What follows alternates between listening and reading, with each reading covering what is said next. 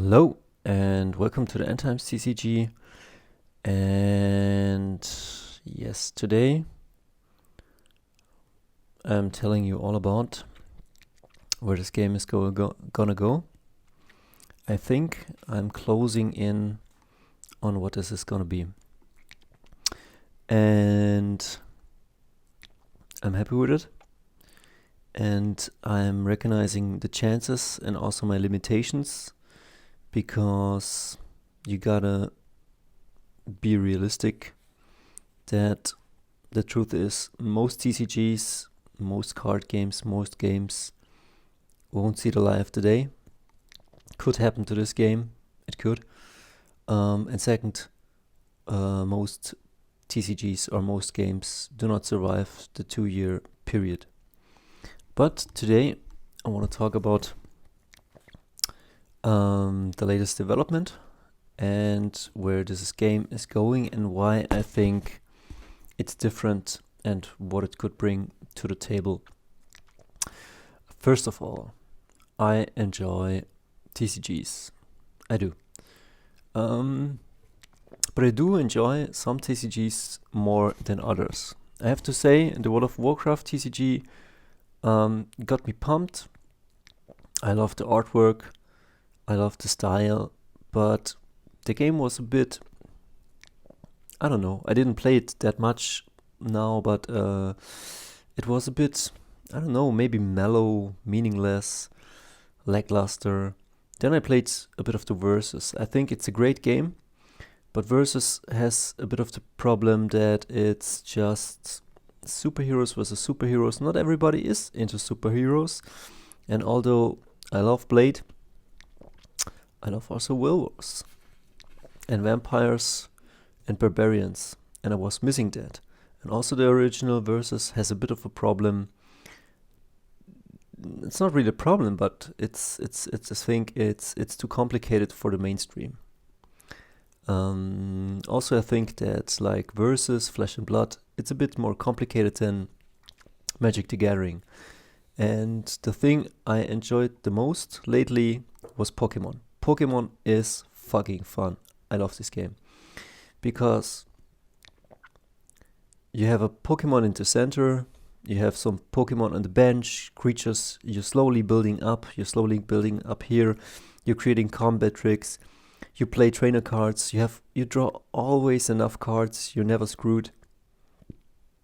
What else? You can do some combat tricks with the items. I love Pokemon. It's a great game. I love it.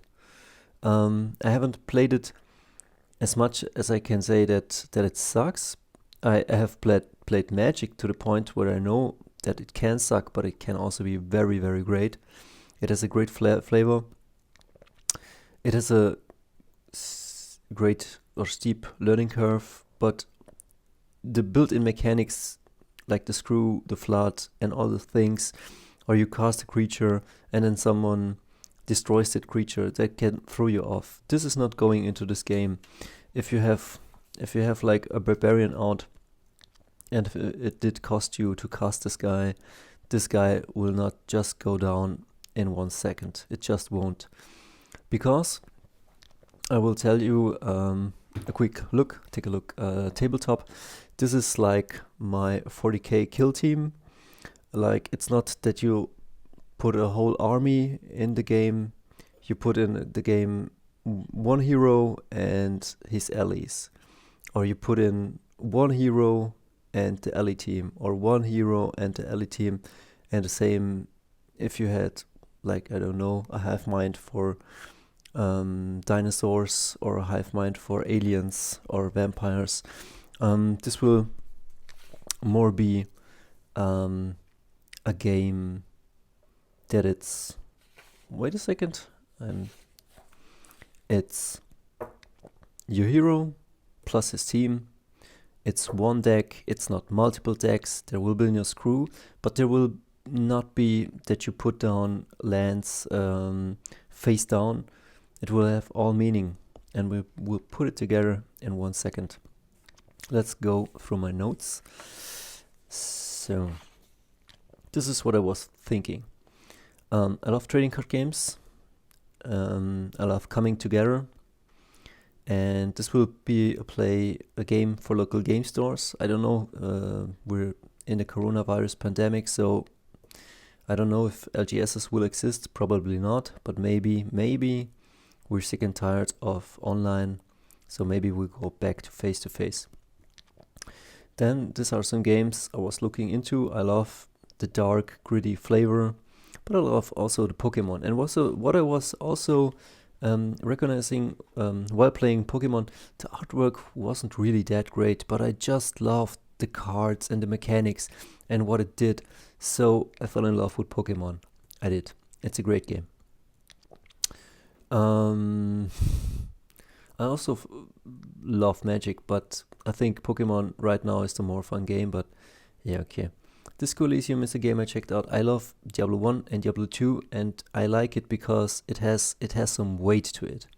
I hate it if the most games I've seen, the most TCGs that have failed, I don't want to sound arrogant, but mostly the mechanics are not that great. Sometimes they're too complicated for me or other people to learn it. That's a sad thing, but people love game they can easily learn or easy access. Sometimes if the learning curve is too steep, not enough people would learn it, and then you have like a build up and then a decline, and then it's dead. We will have Diablo 1, Warriors, Sorcerers. I have kinda this. I didn't know when I created this game that I was kinda not. I'm not using the Pokemon system, but it's definitely related, because I want, like, you have this hero and the Planeswalker have it too, and before the Planeswalker even had it, like, it's nothing new. Wait a second, I show you. Where is it? Like, other people's and other companies did it before this, so don't tell me somebody else or Magic invented it or Pokemon invented it. This came before this, and who knows what came before this. So maybe Dungeons and Dragons. And we will have werewolves. And what I want to have is not just that you summon a creature and something puts a spell. This is combat mano a mano, face to face, claw versus sword. And maybe these two guys fight each other. Maybe these guys fight together against something evil, against a vampire. I want this guy to come from the, like, all in red or blood, and this is like a room, but this is the way you will have the card. And then I want that I'm also working on the lore. I want the vampires to be very power hungry, like this is like inspired from the eternal struggle, but they also fight the real dark. There will be some dark and then even darker, and the darker things I will call the void, or I don't know, but the chaos, the shadow creatures, we will see. And then of course I was thinking about how can we have dragons, and then I was thinking about Van Sant from the movie. How does something with flame, but you know which guy, the American Army guy. And then I was thinking about the Tolarian Community College guy. I don't know, is his name Brian? I called this one Brian. And maybe he has a book and a stick, but then you flip in and he has a wand, and like this guy is the perfect guy for some Harry Potter stuff, and he deserves to be in a game.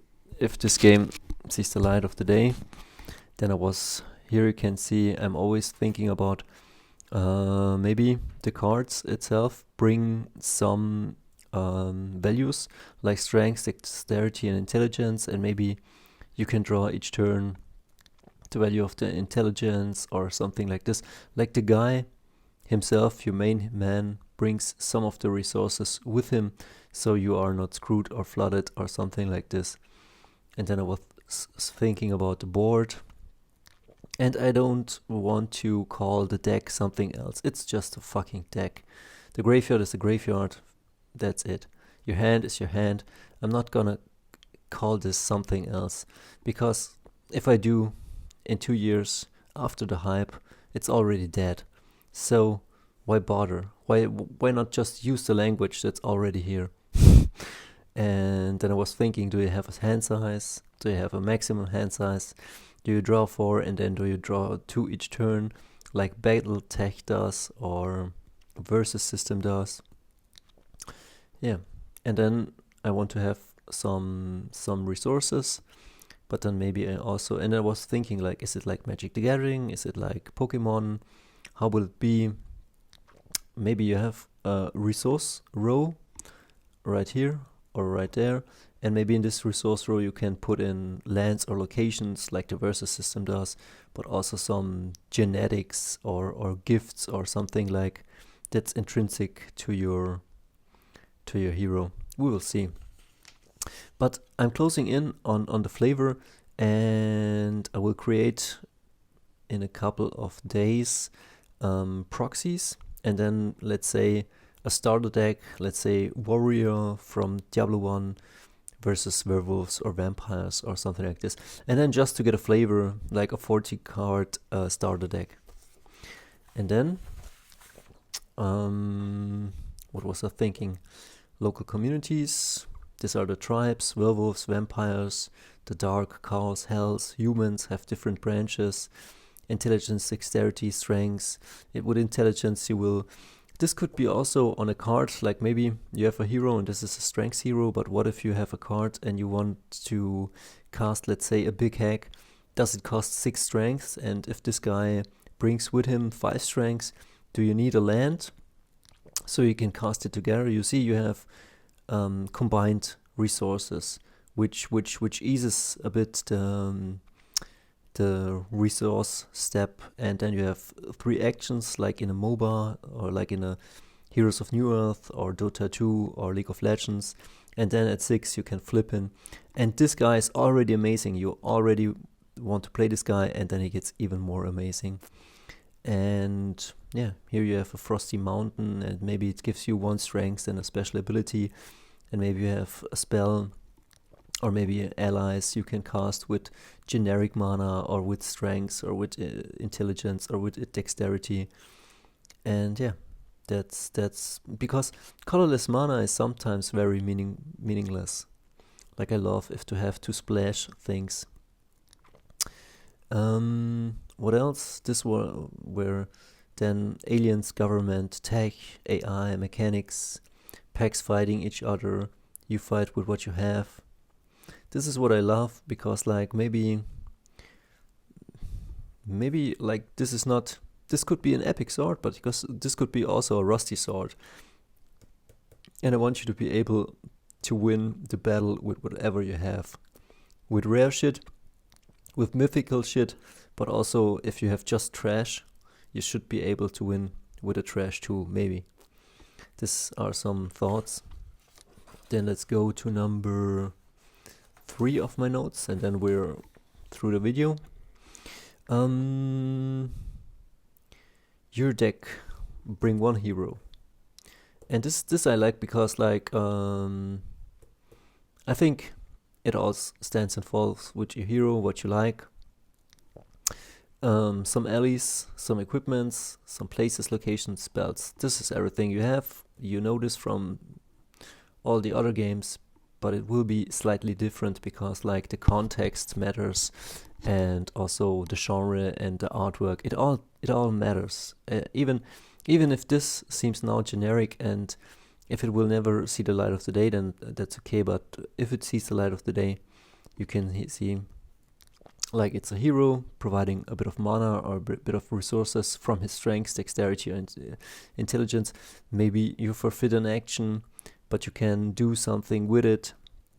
Like you're a person, you have intrinsic strengths or intelligence, and maybe this can be used to perform an action instead of putting down lands or pitching something.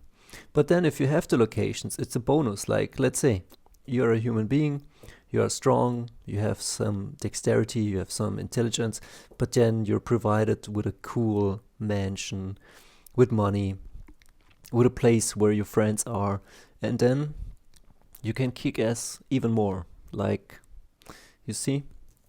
Then I was thinking about drawing one card, then you need a cool card draw. Like, if you only draw one card, like in Magic, it's broken, but in Pokemon, it's really cool. Like, in Magic, you draw too few cards, but then if you have a card draw engine, that's okay. But in Pokemon, you play a trainer card, you draw enough hand cards. I like that. You have options there. And yes, in Magic, you have the options too, but it's not as noob friendly. And it doesn't have to be, but I'm just saying. And then if you can draw 2 cards, then your starting hand maybe you should only have 4 cards. And then each turn you draw 2 cards. And in the basic rules, you have already kind of fixed the drawing mechanic. And I think if you have enough resources and if you have cards in your hand, you can play the game. You can just enjoy the game. It's not about, okay, I'm battling the mechanics of the game. I'm playing the game, and this is what I want. So, what else? Pokemon is cool, and this is what I was aiming then for. Like, it's more a War Machine and Hordes type. Your hero, one deck of allies, spells, equipments, and your opponent versus your opponent. And then how could it be done feasible? It could be developed to be kickstarted one day. So if this is not a TCG, it could be a living card game, which you buy once and then have fun. Definitely, it could go to an alpha and beta state, which I will create these cards, and then you will be able to download them and play them with your friends.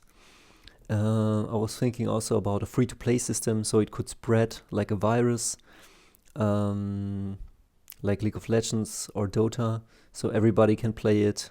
How would a free-to-play look like? I don't know. Maybe you sign up to a Patreon, we print some cards through the Kickstarter, and you receive a pack, or you can buy a pack, or it's not really free, but maybe it could be free to download, to print, and then you play, and then once you like the game, you say, oh my god, I'm gonna get myself a real starter pack, some real cards, and some real sleeves, and so the game could spread. And this is my idea. And it's also a bit more feasible to do the game. And yeah, and then I claim that it's a real dark and gritty TCG. And this is a sketch I drew up in a few seconds. So, I mean, imagine what I could do if I have really time and I put in the love. Yeah, maybe you have seen this in other games, but I doubt it. I mean, I've seen this maybe in Magic the Gathering, and this maybe too, but this is Endtimes. This is not Magic the Gathering. This is a new game. And I think Magic the Gathering is going a strange way. I think it's going to be watered down by all the secret lair shit. And this is what's coming. This game is maybe the game that's going to be the next Path of Exile, the next Diablo 2 for the trading card game. And it will be this way because it's not to be monetized heavily. It has the player and the cards in mind. And then once it has a solid foundation, then we will go into production. And then we will also always keep track of the finances. So I will leave you now and hope you have a great weekend, and we will see us soon. And I hope I can provide you with a starter deck so you can clash your friend. See ya.